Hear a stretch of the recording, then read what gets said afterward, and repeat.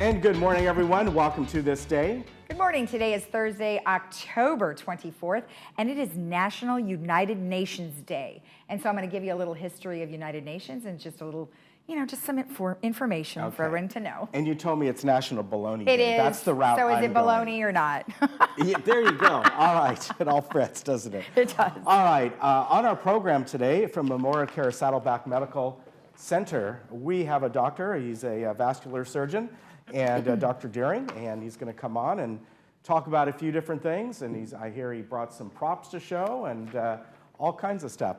Then we have Deputy Lopez on today with the Orange County Sheriff's Department, and he's really going to be talking about what we've talked about before a couple times, the prescription medication take-back day that is coming this weekend, and how you can get rid of your old meds that you do not use anymore. You don't want to be just throwing them down the drain. And we have a couple guests from the wonderful Global Harmony Symphony. They have a performance coming up in a few days, and we're going to have a segment from LA Carpet.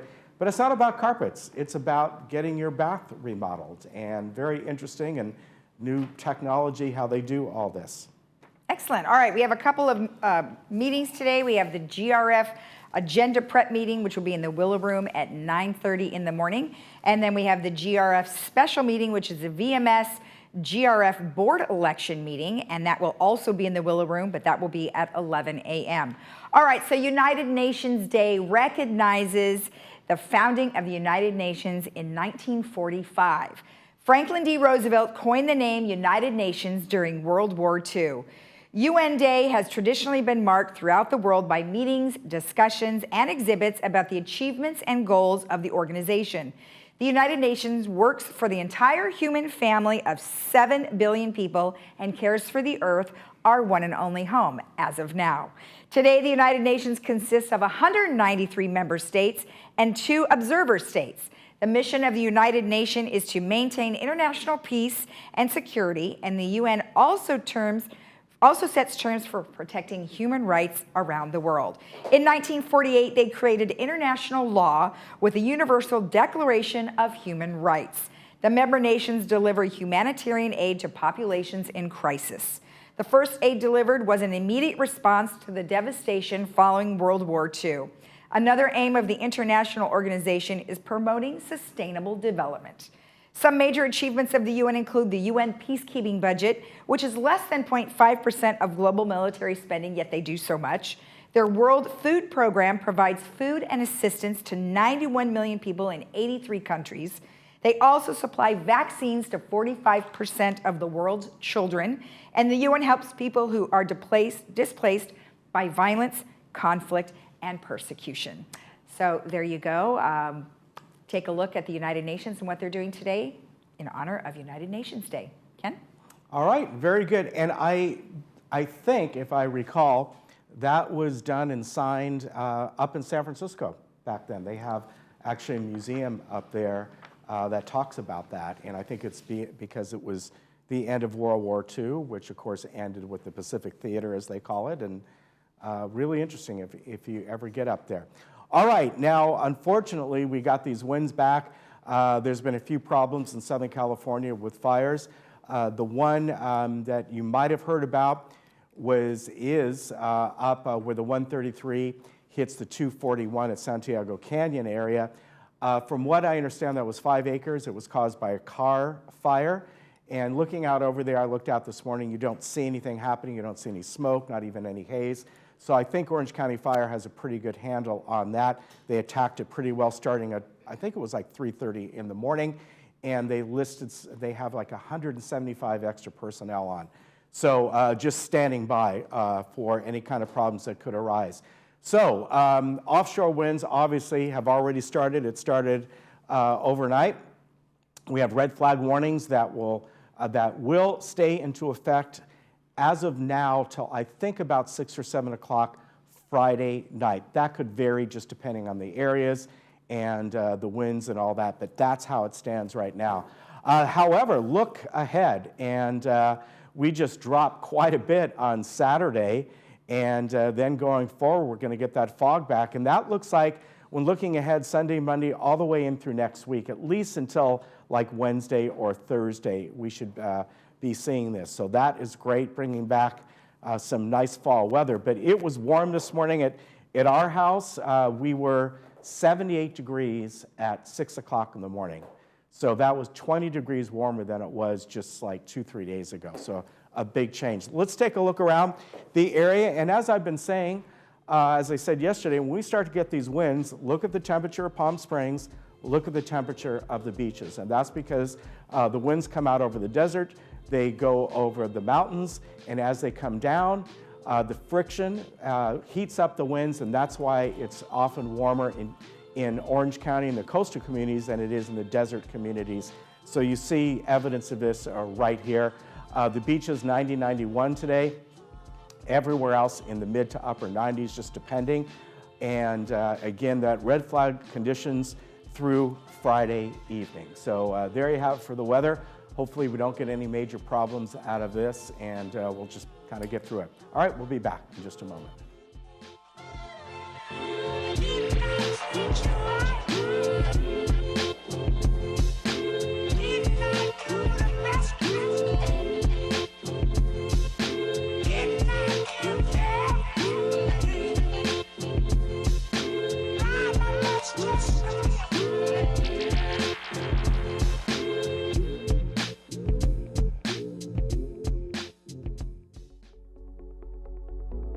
Do you know how secure your money and personal information will be on your next real estate transaction? Escrow Options Group is the only escrow company trained by the FBI on fraud. We also carry cyber fraud protection and have received the largest industry security measure, the SSAE certification. Ask your real estate professional to open escrow with Escrow Options Group to ensure the protection of your funds and personal information on your real estate transaction.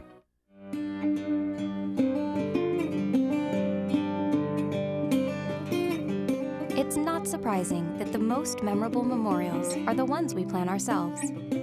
After all, who knows you better than you? So why not get a plan together and let us take care of the details? It's what we're known for. Find out how at DignityOrangeCounty.com. Only a Dignity Memorial professional can celebrate a life like no other. October is Audiology Awareness Month. Studies show that 70% of the people over the age of 65 have some form of hearing loss which affects their lives. Hearing loss is common, yet not healthy. Your brain needs to hear a complete spectrum of sound to process it quickly and accurately. Audiologists are the experts in treating hearing issues. Come to Amazing Hearing and let our audiologists change the way you hear. Come discover what makes South County Lexus different. The expectation of the customer is a history of the business doing things a certain way, and we do it completely different. Tell us about the car buying process. Very clear, very transparent, no haggling. They do some extra stuff that their dealers they do on a normal basis, so I feel very good, and that makes a big difference. At South County Lexus, They really are different. just like you. It's time to make plans for the year ahead. The birthdays, the holidays, the heydays. But what if you could plan on the unexpected, the fresh starts, with nearby care and a dedicated team? Or plan on reaching milestones, pushing limits, with a network of support that turns what if into I can. This open enrollment season, plan on a healthcare system that's ready for anything. Plan on Memorial Care. Wherever the year takes you, we're here.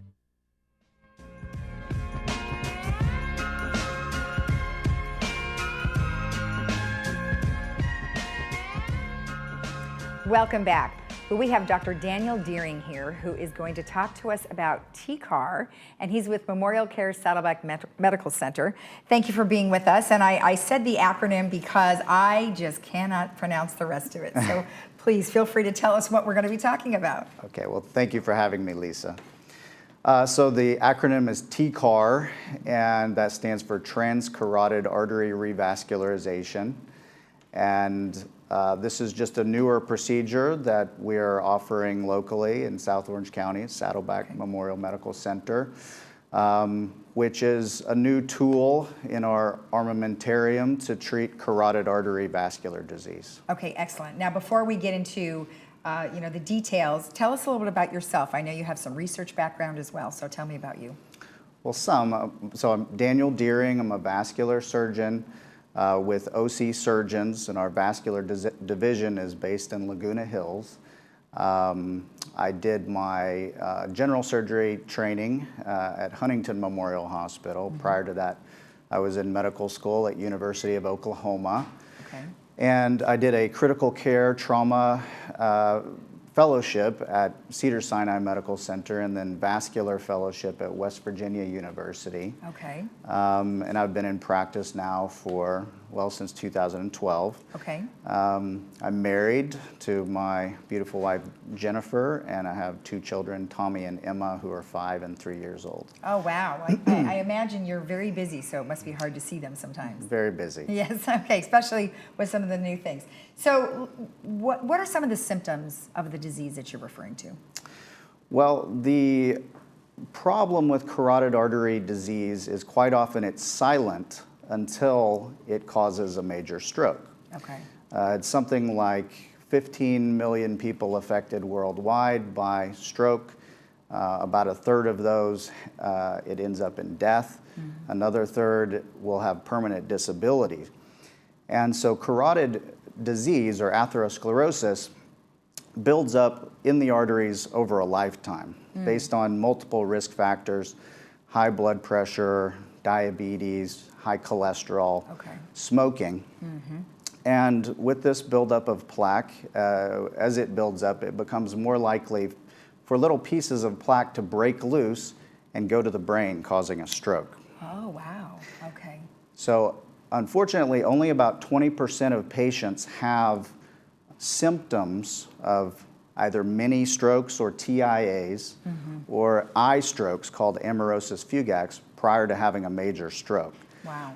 The rest just simply have that stroke out of nowhere. So we do have, many of these are detected just based on imaging with an ultrasound or a CAT scan, or by listening to the neck for a carotid bruit, which is a sound made when there is stenosis in the artery. Okay. But about 20% of those ischemic strokes are caused by carotid disease. So we have different tools to treat that: medical management, traditionally carotid surgery, which has been done since the 1950s and requires a larger incision on the neck. It's a very safe procedure that's been done, again, over 50 years. Okay. And then in the 90s and early 2000s, the process of placing a stent into the artery was developed and researched through a transfemoral approach in the leg. Right. This is a newer procedure, which is a combination of procedures and techniques, which has shown very excellent results in clinical trials. Okay. And now we have over 10,000 patients in a worldwide database showing excellent results. A very low stroke risk, 1.4%. Okay. And we're also able to perform this most of the time through with local anesthetic and a little bit of sedation. Okay. Wow. So that decreases the risk of heart attack, stress on the heart and lungs quite a bit. Well, you brought some props here for us, so tell me what they all represent and how you use them. Okay. So the procedure is performed with a small incision at the base of the neck. Okay. And we cut down onto the carotid artery. We then anticoagulate the patient with a blood thinner. Okay. And through a needle and wire access, we're able to place this small sheath into the carotid artery. Okay. Here, let me just hold that up for the cameras to see, so we can at least show. So which part is it? This part that's going in from the It's neck? just the distal 2.5 centimeters that's going into the artery. Oh, okay, okay. And what is this hooked up to? So once we've established that, we also place another small sheath into one of the femoral veins. Oh, okay. Okay, so we've got a couple different processes here. So we have this that's going into the neck part. and this Right. is down in the vein. And then this one, I'll hold it up here for the Yeah. camera since they're already on it. And then this one is down in the vein. Yes. Okay. And while Okay. we're doing this, the patient is sedated, but actually still following commands. We have them squeeze a little squeezy toy in the opposite hand so we can talk to you and make sure that the person is neurologically intact and doing well throughout the procedure. All right. We then They connect. can't feel anything though. Well, there's local anesthetic, so Okay. there's a stick and a burn, and we keep the person very comfortable. All right. We then connect the two sheaths with this tubing, which is a flow limiter tubing, and it has a little filter and a flow regulator. And with this, we reverse the flow in the carotid artery from the artery to the vein. Okay. So it's based on the pressure gradient, you have established backwards flow that causes any pieces of plaque or clot that form to be swept away from the brain through that tubing and filter back into the venous system of the body. So that's one of the things that makes it very safe. So it's kind of, is it draining, or how does it actually move the plaque out of there? Well, this is just to establish that protection. It's called embolic protection, which then allows us to safely cross the lesion with a wire, a small wire, and then where the area of narrowing is, we then place this small nitinol self-expanding stent, which presses against the walls of the... That is teeny tiny. What is this tiny. made of? So that's called nitinol. It's a nickel titanium alloy developed by the Navy in the 1970s. Okay. But it actually has a shape memory based on body temperature, and it's self-expanding. So it's spring-loaded, and it's often constrained into a small tube, advanced, and then unsheathed to deploy that. And it presses the plaque up against the wall of the artery, stabilizes the plaque, and avoids future plaque embolization to the brain. Does the body ever reject things like this? It's a very, very rare nickel allergy that has been reported, but extremely rare. So far it's been pretty successful. It's quite safe. This has been placed tens of thousands of times in different areas of the body. Right, and then you have a little vial, what's that used for? Oh, that's just to hold the stent. Oh, that's just this little thing. Okay, good. I thought there was something else. You give him a souvenir. Yeah, you can keep it. No, I don't want to do that. All right, so let's talk about what did they used to do versus now, and in terms of recovery. I mean, it must be much easier if you're doing it just under local. Yeah. So as a surgeon, this is a great tool. Everybody is not going to be a candidate for this. And it's going to be a discussion between myself or a vascular surgeon like myself, the patient, and looking at all of the risk factors. This is indicated for patients who meet high-risk criteria for surgery. The carotid endarterectomy surgery, again, has been done since the 1950s and is very safe. The advantages of this over a carotid surgery is that it can be done under local anesthetic. And so the risk, the stress on the heart is so much less. And also the stroke risk is very low. Compared to transfemoral stenting, the problem with that has always been that it has a higher stroke risk than the carotid surgery. And so it was never completely approved by the Centers for Medicare and Medicaid Services and Society of Vascular Surgeons for treatment of asymptomatic carotid disease. This procedure here has been approved by the FDA, CMS, and Society of Vascular Surgeons for treatment of asymptomatic and symptomatic disease because of the very low stroke risk. Plus, we have an ongoing database for all patients treated with this, and we have over 10,000 patients now showing still a low 1.4% stroke risk worldwide. That's great. So this is a great tool for us for people who meet that high-risk criteria for surgery. There are still going to be patients who require the surgery, and maybe even a few that require the transfemoral stenting. but this is an excellent option, very safe, effective, low risk. Plus the risk of nerve injuries, infection, bleeding is also quite low. Okay, excellent. And then you had mentioned some things that causes the disease, so I would assume preventative would be avoiding some of those things, like avoiding smoking and some other things. Yes, well, ideally that's the case, that this disease is prevented completely, but it builds up, the plaque builds up over the course of a lifetime. Some of the factors are genetic, some are environmental. Okay. Of course, avoiding smoking, getting exercise, healthy lifestyle, and controlling high blood pressure, diabetes, Right. high cholesterol with the help of your primary care physician is the way of primary prevention. All right, well, thank you so much, and I'm so happy you brought props because I think most people don't ever get to see them unless they've actually been, having the surgery, so I appreciate it. Thank you very much for your time. You're welcome, thank you. Okay. And remember that if you would like to know more information about what we've just shared with you, you can go to memorialcare.org/SBTCAR. We'll be right back after this. Yesterday.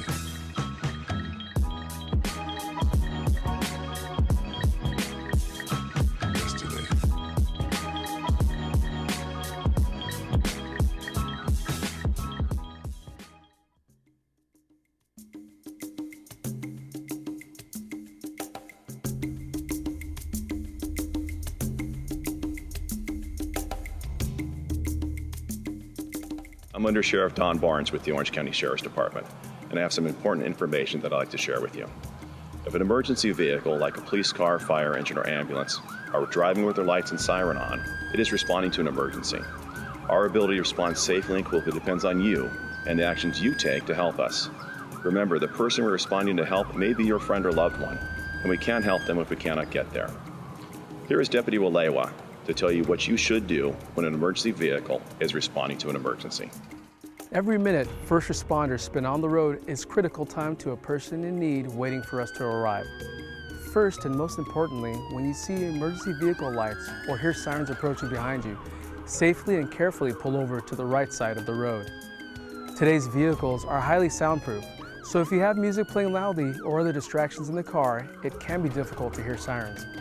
Drive with minimal distractions and keep music at a volume that will enable you to hear emergency vehicles. Remember, other drivers may not be as aware as you are. Use extreme caution when pulling over. Use your indicator and carefully slow down before coming to a complete stop. Never stop in or block an intersection. After coming to a stop, wait until the emergency vehicle has passed you by at least 300 feet before moving safely back into traffic. All drivers are required by law to pull over for emergency vehicles, and failure to do so may result in a citation. If a patrol vehicle is driving behind you with its lights on, the deputy may be pulling you over for a traffic violation. If the deputy drives past you, he or she is responding to an emergency. If they remain behind you, they are pulling you over. If you determine that you are being pulled over, you can acknowledge the deputy by turning on your turn indicator while proceeding safely to a stop. Listen for instructions that may be given by the deputy to ensure that you're in a place that is safe. Once you have stopped, place your car in park and turn off your engine. Roll down your window completely, keep your seatbelt fastened, and place your hands on the steering wheel in plain view. Wait for the deputy to give you directions before reaching for your license, registration, and insurance. Let the deputy know where you will be reaching to retrieve the documents. By following these steps, you can help to promote your safety and the safety of other motorists and emergency personnel. Thank you for your time and for your continued support.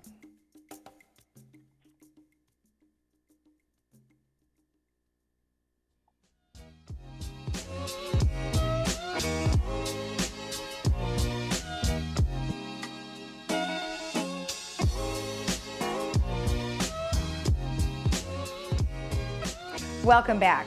Well, with the Orange County Sheriff's Department, I have Deputy Fernando Lopez here, and we are going to talk about a very important event that's coming up this weekend. I appreciate you being with me. Thank you very much. Thank you for having me, Lisa. You're welcome. And, prescription drugs big deal. People have them all over the place in their home. And then the event that you're having this weekend will help take back some of the unused ones. But before we get into the event, talk to me about the importance of getting rid of our old medication. Well, Lisa, importance is that a lot of kids, a lot of people don't know, but most people from ages of 12 and up, over half of them get their prescription pills from a family or friend, meaning they'll go over to someone's house, family member's house, you know, open up the medicine cabinet, they'll grab a pill here, grab a pill there. You know, most people don't pay attention to the pill count, you know, so they keep doing that from time to time, and then before they know it, a whole pill bottle is gone. Wow. So are they choosing anything in particular? What I've heard, most of the time they just try anything really. They look for the popular stuff like Norcos, Vicodin, Valium, stuff like that. Wow. Oxycodone. Wow. Those are probably the most popular ones kids are looking for. You know, it's amazing to me that they're even wanting to do this. So you told me that you do some education across some of the high schools. You know, what can some of our seniors here, they have grandchildren that are probably coming over. You know, is it something that you would necessarily need to educate some of we're doing it now, but in the community, would you educate them as well? Yes, definitely. Especially here in this community, if they have their grandchildren coming over a lot. It's very important for them to pay attention to if they have medication to keep them locked up, secure, for them not to be easily accessible to people.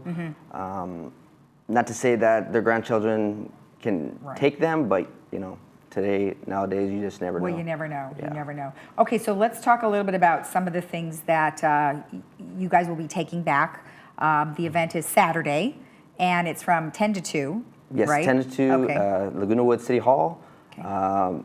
Either myself or another deputy will be there with a DEA agent collecting prescription pills that people aren't using anymore. Okay. The only things we don't take are syringes, needles, marijuana, and pressurized canisters. Now, when you said pressurized canisters, are you talking about the oxygen tanks? Yes, no oxygen tanks. People may have some kind of spray. They may spray in their oral spray, stuff like that. Oh, okay. So anything in a pressurized canister, we're not taking. So like an inhaler. Inhalers, yes. You can or cannot take that Cannot. inhaler? Cannot. Okay, so that's one thing I did want to make clear, because when it said, you know, something pressurized, that would be pressurized. Right. Okay, Yeah. so no, because my father uses inhaler. Okay, great. And then, you know, across the United States, you know, do you have some idea of, obviously this is a nationwide thing. What are some things that you guys are trying to do to combat many of this opioid abuse? Just getting out there, talking to the families, kids primarily, and explaining to them, you know, that this is an epidemic. It's not going anywhere anytime soon. A lot of kids may think, oh, you know, it's just prescription pills. It's not going to do me any harm. It's not marijuana. Right. But the thing is, it still does the same effects. It affects them, their brains, especially when they're young. Their brains are still developing.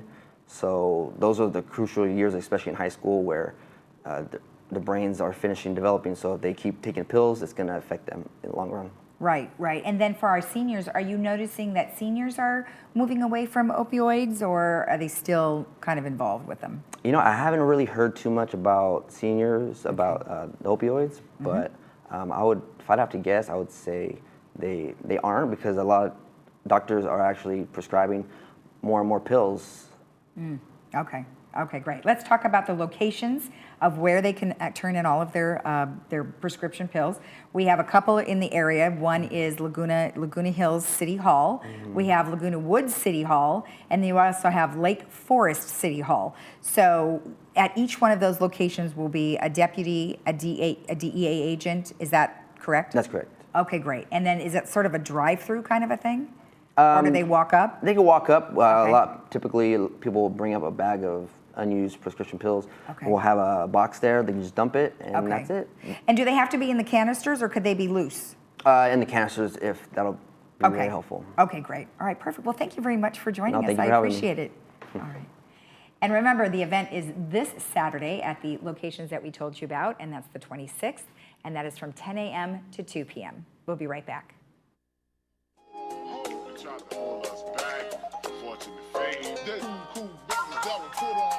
Tried to hold us back, fortune and fame.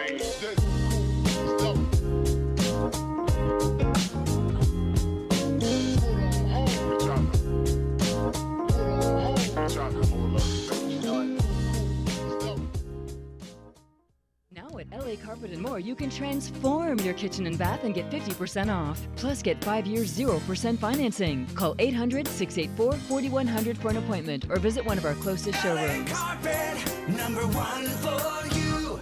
Now at LA Carpet and More, you can transform your kitchen and bath and get 50% off. Plus, get 5 years 0% financing. Call 800-684-4100 for an appointment or visit one of our closest showrooms. LA Carpet, #1 for you.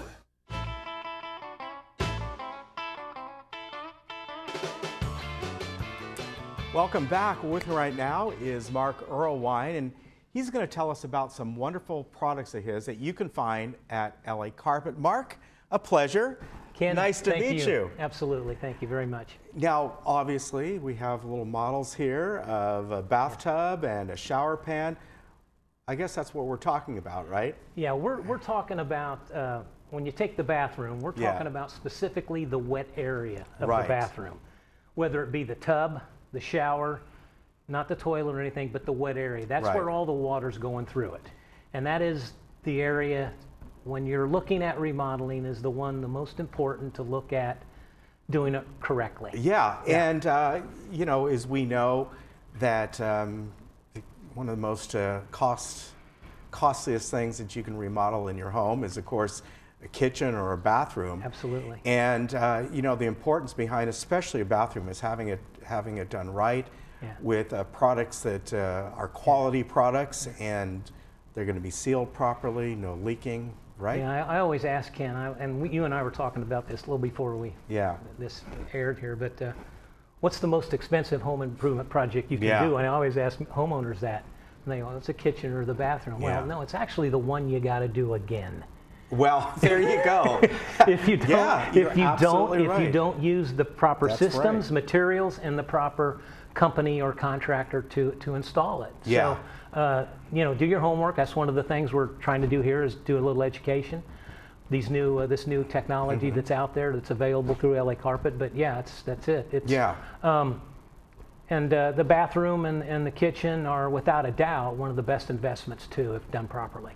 You know, and it is, irregardless if you're thinking of staying at your home for years to come or you're going to resell it one day, it's something that you want to be proud of when it's done. You want to go in there and go, I'm happy to be in this space.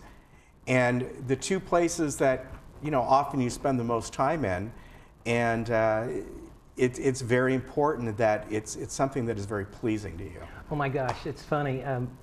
You know, as bathrooms have become and they're projecting between 20 and 26, the #1 remodeling segment of the home that people are requesting. Oddly enough, it is one of the last rooms to get remodeled. And what people, you and I were talking, what people do is they'll take the shower curtain, they'll cover it up. No, I'll deal with that later. I'll deal with that mold and mildew later, that leaky faucet, I'll deal with that later.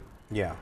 And you know what we do is we say, no, we're going to get this done so fast, and you're going to be so proud of it. It's going to be so beautiful, and you're going to show this off. And oh, guess what? You're going to use it every day and enjoy it. That's the key. That's right. Now, tell us about your product here. We have you know, models of these, of course, a traditional step-in bath and, you know, a shower pan here.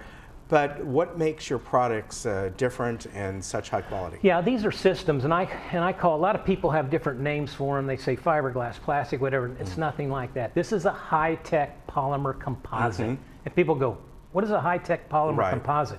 Basically, a composite is a layering of materials. Okay, through a process. We take ABS, which is the strongest strength to weight ratio construction material, period. That's 85% of the material. And it's used in underground water mains throughout the state of California. It's used in football helmets. It's used in car bumpers, space shuttle. We make it look like conventional materials, but we add these features. There's an advent of this new technology called 4K graphic imaging. You've seen it on TV. Yeah. You can go to any big shop and see a TV, and they go, oh my gosh, the definition is so incredible. Right. We take that same technology now and we'll duplicate it. We'll take a photograph of a big slab of marble or granite, or, you know, to simulate the exact look of it, and we'll layer it between the ABS and this material that's called clear acrylic. It's the same stuff used on airplane windows. It's used in big aquariums where you see it. Yeah. And it's it's like bullet resistant. But here's the feature. It's non-porous. So no water or moisture will go in there. So now when you bathe, water's not going everywhere else. Yeah. You and I were talking about leaking. Right, Remodeling your systems leak, bathroom leaks. That's why our warranty is so strong. It's a lifetime warranty. Non-porous surface, you still get the look and beauty of real tile and granite, but now it's safe bathing. You're not bathing in chemicals that you clean with, bleach and everything, and washing it down our environment. Let me ask you, obviously what we have here are white models of, these are to replicate, simulate how water, our objective at LA, we get the water from the shower head or the spigot down to the drain and go nowhere else. So everything's designed, component's designed to have a level of slip resistance to it. Yeah. It's very important. Yeah, it is. Yeah. And so everything, as you see here, no water will sit on the peaks and valleys, but they will drain down to the drain. Right. So now you've got an element of slip resistance built into it. You're not going to bathe in standing water. Yeah. So that's the beauty of this. And from what you were saying, the graphics you can apply to this, it's not just white. You have all kinds of different different designs and colors. We do a study of what are the most popular granites being used now on kitchen countertops and bathroom walls or whatever, and then we replicate that. Yeah. And then we use it in this technology. And if somebody wants a color, just white or gray or whatever. Oddly enough, the lighter grays, the lights, and the whites are the most popular. But that's okay. No avocado green, is that coming back? No. You and I remember don't that. Have right? that. Yeah, we cover up a lot of avocado green. So how do you guys go in and do this in a couple days? Well, the beautiful part about it is when, say, for example, LA Carpet would come out, their design consultant would literally measure, from the stud to foundation. Okay. And then what they do is they take those dimensions and they go from the stud. And one of the things I always say at our top dealers, our top company like LA Carpet, they don't remodel the bathroom, they rebuild it from the foundation up, because the system we're putting in is designed to basically do that. Subtly expand and contract, but never break the seals. So those dimensions then get set back to the factory. Okay. So they come back absolutely to the fraction of an inch, and they're designed to be put in efficiently on the job site, in the home, to the foundation within a day and a half. Wow. Yeah. So you're not without having a bathroom for weeks. Sometimes I've seen nightmare stories. I know it believe me, from experience with conventional materials. Yeah. This is the whole system that's designed to be in and out and done efficiently. Yeah, and that's how you can do it for a quality product at a reasonable cost. Absolutely. Yeah. Absolutely. It's a great investment. Absolutely. Now, let's go back a little bit, because I think this is an important thing.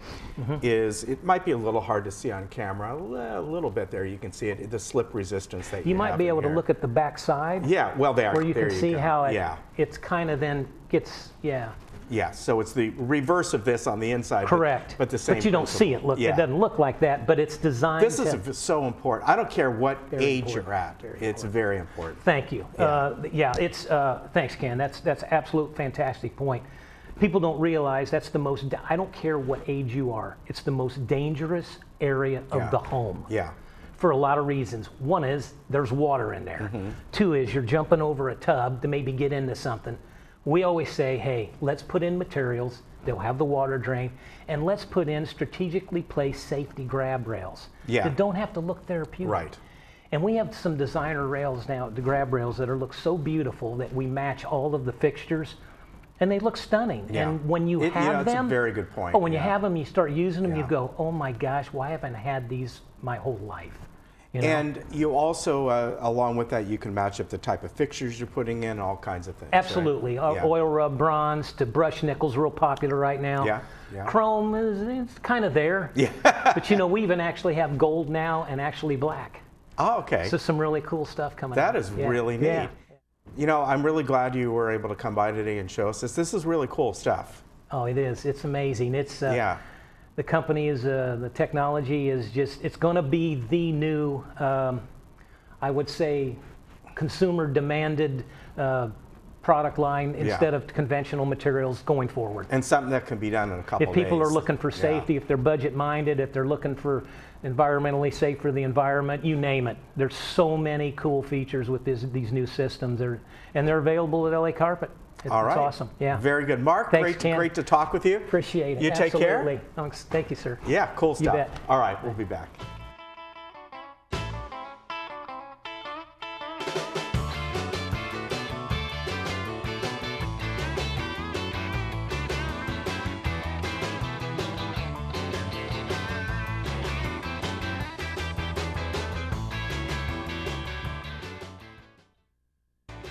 Hi, I'm John Bowser Bauman. You probably know me best as Bowser from Sha Na Na, but I'm also president of Social Security Works PAC. And you know, when I'm in Laguna Woods, I always watch Village Television.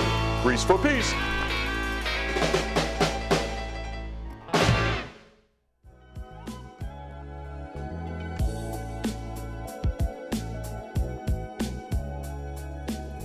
Well, coming up on Monday, the Global Harmony Symphony is going to be having just a wonderful event that is going to be happening at the Laguna Hills Community Center, and you're all invited to go.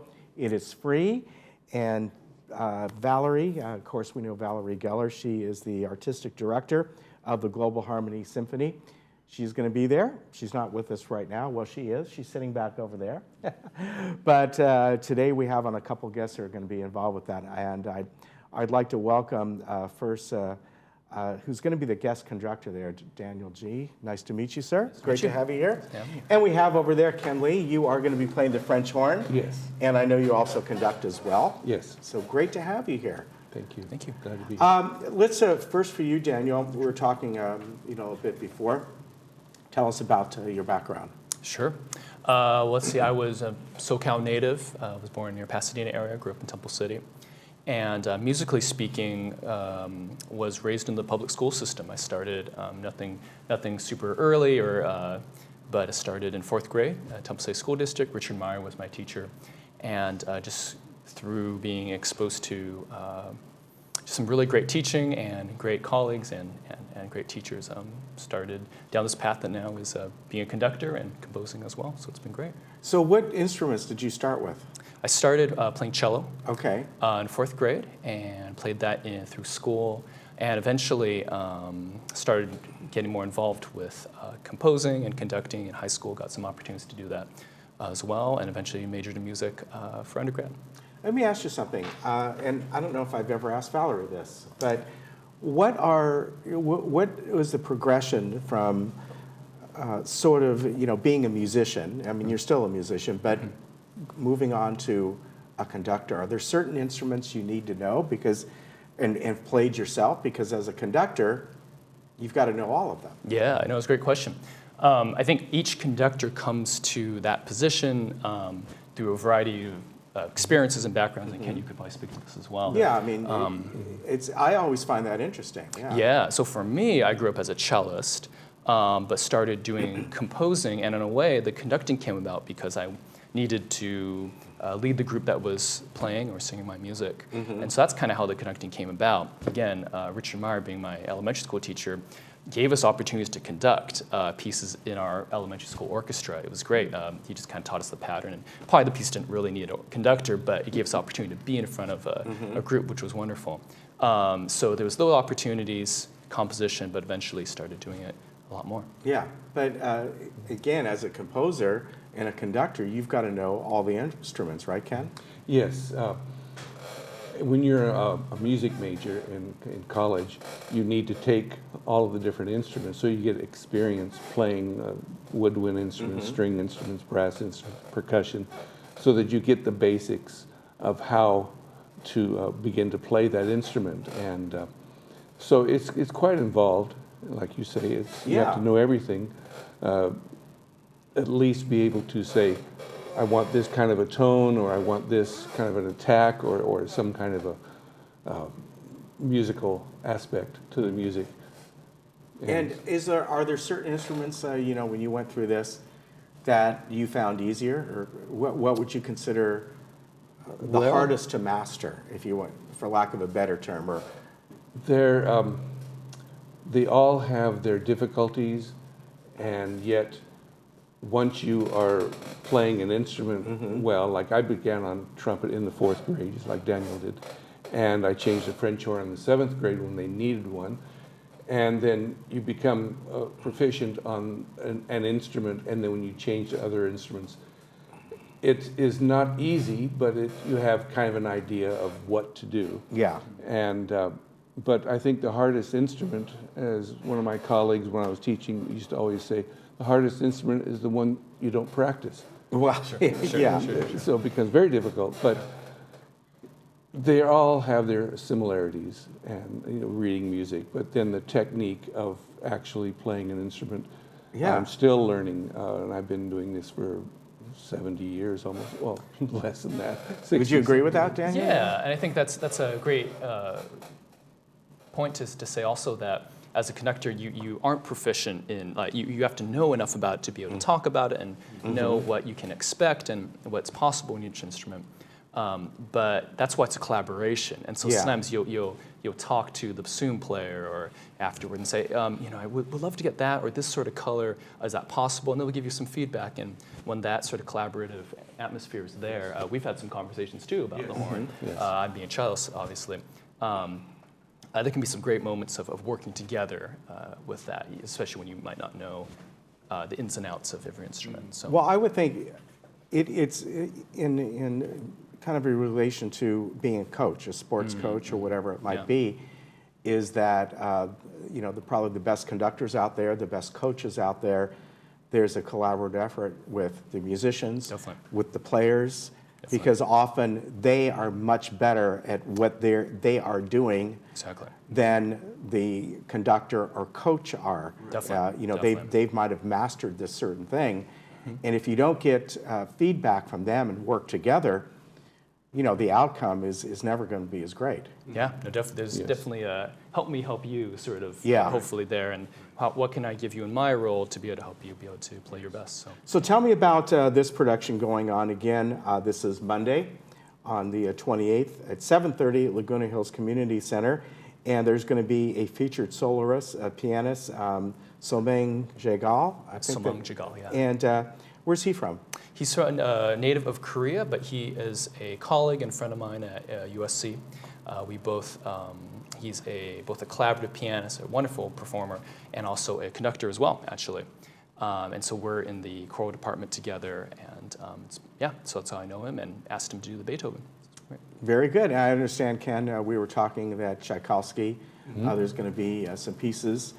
And I know Tchaikovsky. I'm certainly not a musician, but just because of Fantasia from the movie, and so I probably know, some of the theming there. They're not doing any work from there, but tell me about some of the stuff that's going to be happening. The Tchaikovsky is the Capriccio Italien. From what I understand, Tchaikovsky spent about 3 months in I believe it was Rome. Yes.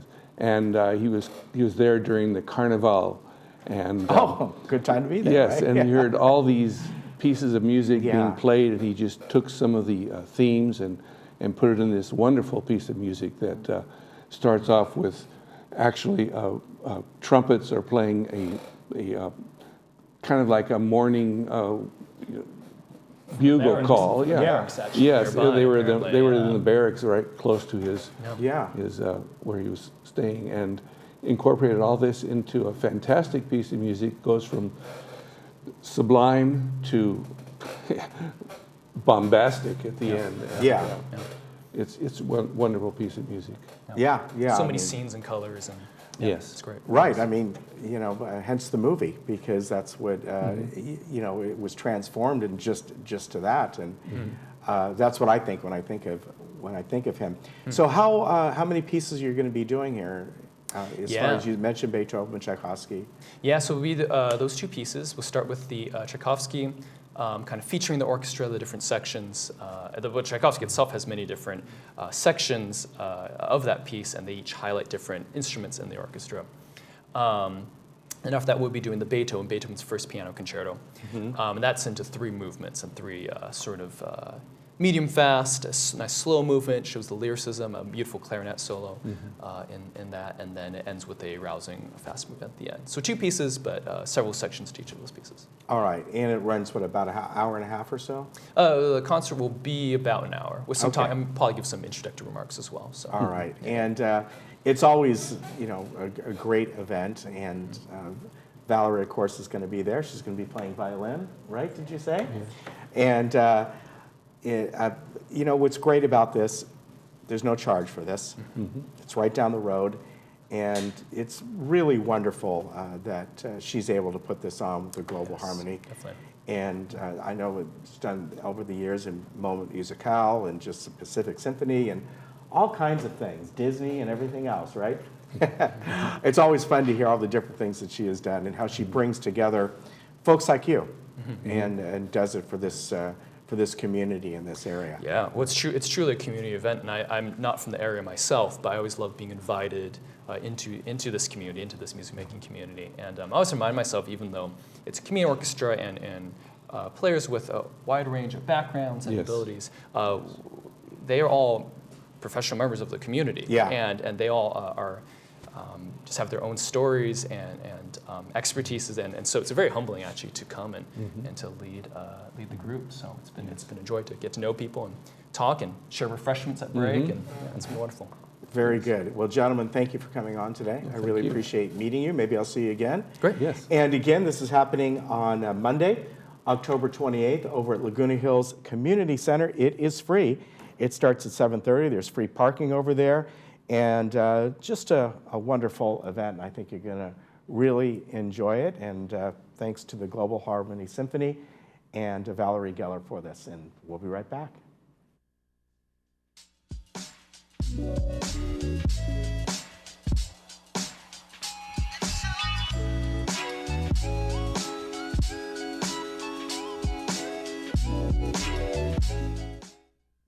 The Laguna Hills Lodge was originally built as a place for relatives or friends to stay when they were visiting. In 1968, Laguna Woods' residents built the first 2 buildings of the lodge because they wanted a place close by for visitors to stay. Since then, the lodge has become the spare bedroom for the Laguna Woods' residents. The lodge has received the TripAdvisor Award of Excellence 8 years in a row. We invite you to stay in one of our recently remodeled garden rooms and take advantage of a special offer for Laguna Woods' residents, family, and friends.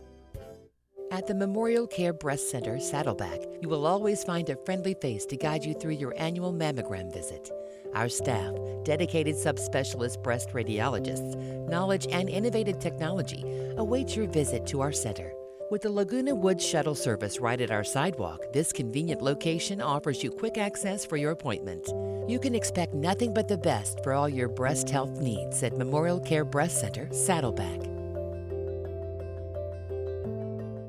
Envision, the eye doctor's #1 choice. We are a community of surgeons and optometrists dedicated to helping you live better by seeing better.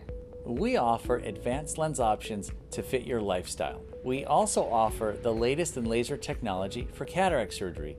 We are Envision, the eye doctor's #1 choice. With clear vision, all things are possible. To schedule your appointment, contact us at 866-599-2740.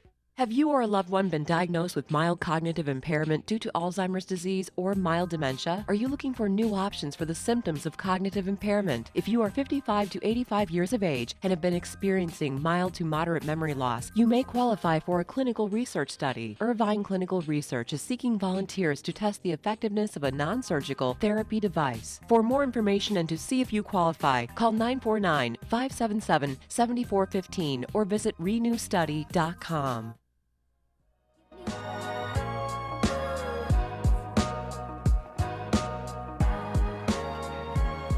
Our Friday movie is Men in Black International, and that will be at 2 and 7 p.m.